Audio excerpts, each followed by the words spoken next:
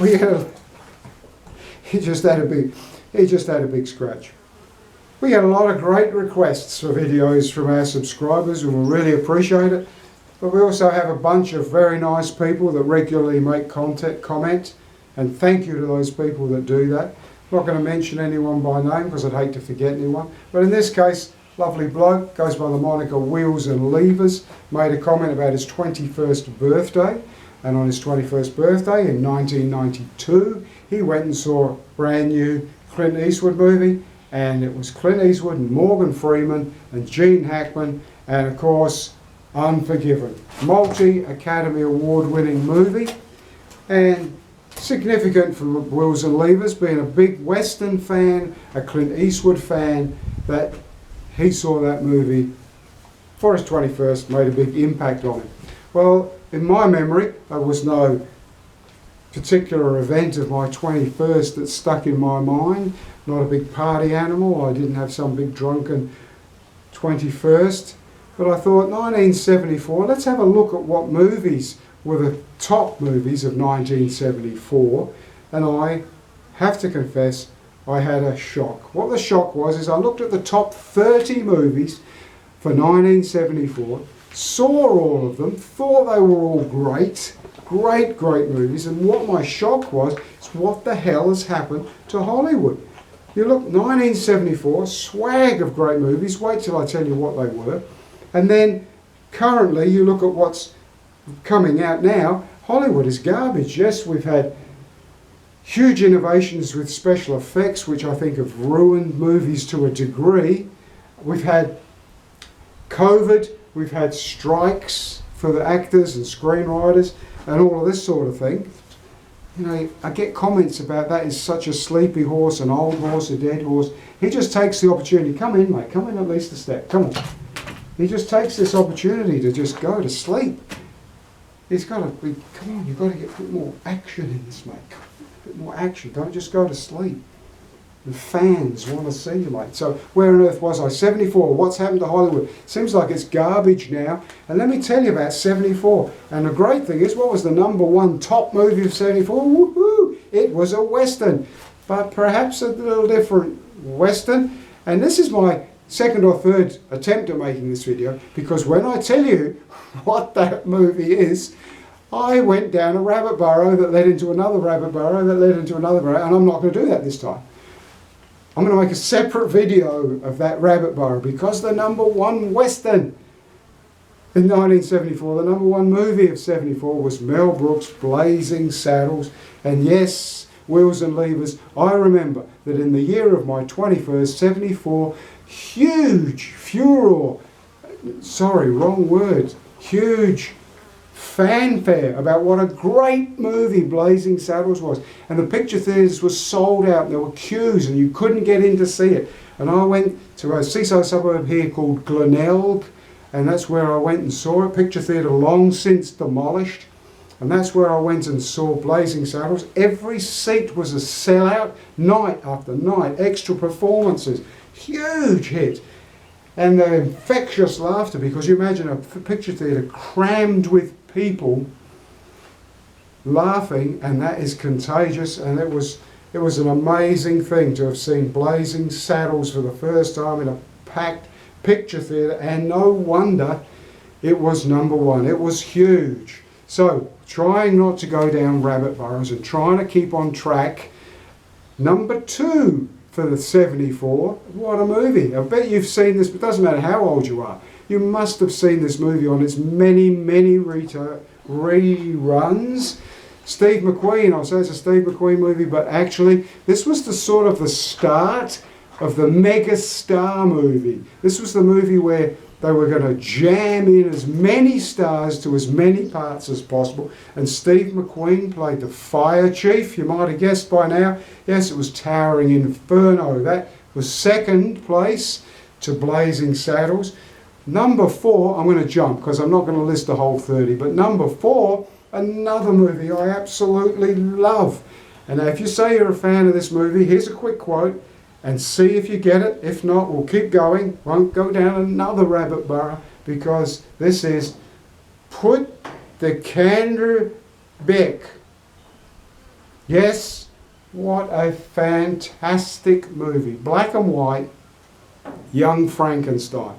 Just a brilliant movie. So now where are we going to jump to? Let's go to Ninth.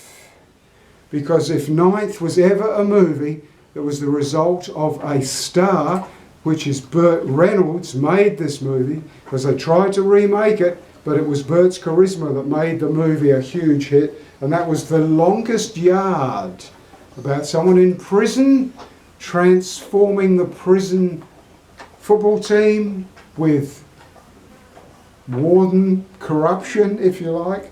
So that was number 9. When we go to number 14, I'm going to mention this, because if I don't know how old you are or what you know about movies that were huge hits, but if you remember, there was a movie, not on this list, but there was a movie called Vanishing Point. Now the movie Vanishing Point was about a guy hired to drive a car from virtually New York to LA to deliver a car, Dodge Challenger, and on the way he's got a few problems, and it's a huge car chase movie. And this really started a trend, if you like. There were movies like Gone in 60 Seconds, the original one. But when you think about it, with 14th, number 14 on this huge list of great movies, was one of these movies that was really just based about a car chase trying to get away from the cops. And that was Dirty Mary and Crazy Larry. And if you think about it, see if you know these movies, if you can write in the comment what the same thing is from Vanishing Point that happens in Crazy Mary and Dirty Larry, without researching it, then you are definitely a child of that era of dual. Yeah, better not get sidetracked. I can't really say because I'll spoil it. But anyway, so then what we come to is we come all the way down to 18. And why do I jump to 18? Because yes, what another classic movie. How many times have I seen this? I just think this is a brilliant movie. So many pivotal points. And it's Clint Eastwood. Wheels and levers. I finally got a Clint Eastwood for you, but I had to go down to 18 to do it. I don't know what you think of it. I really enjoyed it. And that is Thunderbolt and Lightfoot. Seen it many times. If you recognise this quote, that ain't it, talk, talk, talk, talk. That ain't it, talk, talk, talk, talk, talk. Okay?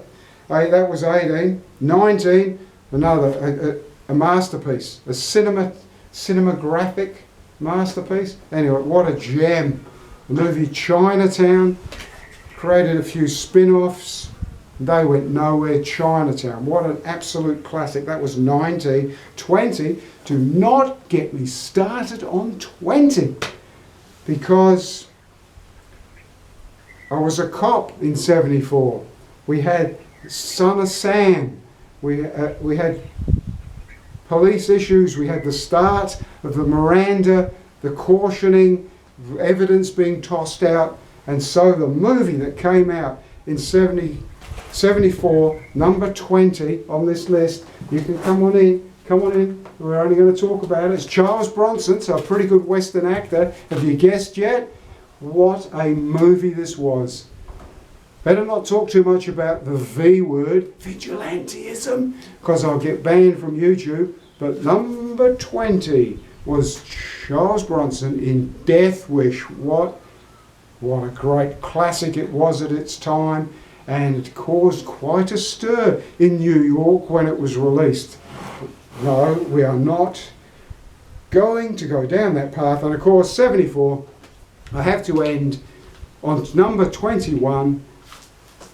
Get it?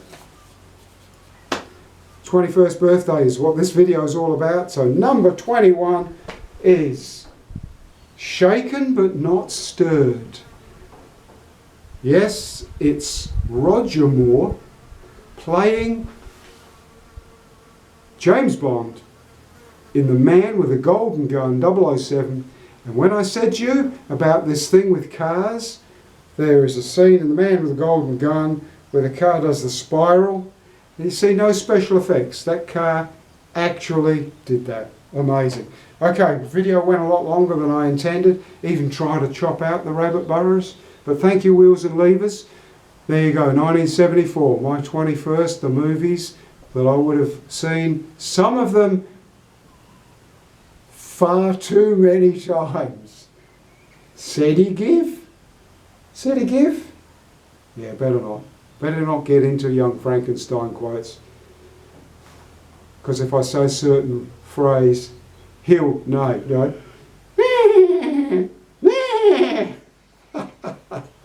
Young Frankenstein. It's a hot day, it's 35 Celsius here, so blame the heat. Cheers.